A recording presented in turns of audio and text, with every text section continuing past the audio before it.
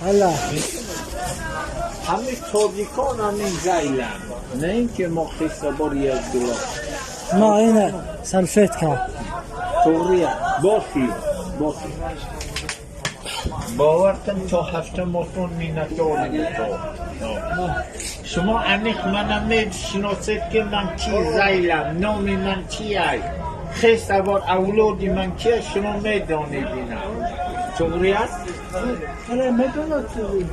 شما تاجیکستان میشناسه شما تاجیکستان میشناسه تاجیکستان خوب گفتی جمهوری ولایت ناحیه یک طرف ها من به این زید خیستبار لازمه یعنی فلان این چی گفت جایش آمده ایست آده دوست پاره بده اقا برده تا ناحیه رودکی بریم چایخانه کونه استقامت همونجا صورت باباتی غفور حضرت رودکی تا اونجا میریم در حضور خودتان خیستبار رو رست میزنم بولیغن چخل مزه داره بسیار با مزه باور کنم به مواریده خودت از خیستبار کی اونجا язгуломи نبخشید این فرق نیست در آمدگیانه او کن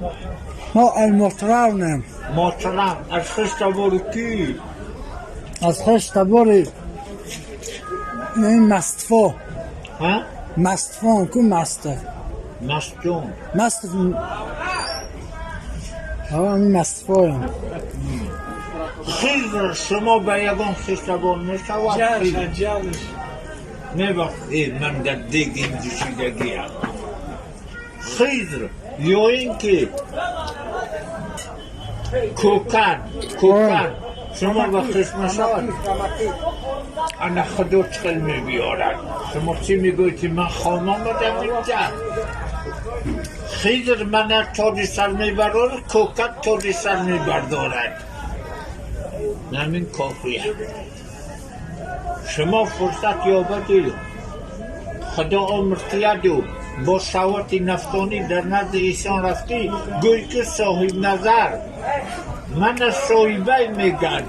که اسم حجتی شناسان و پاسپورتی من صاحب نظر های خیزر با گفتن کوکن گفتن اونا نسبت من معرفی کردن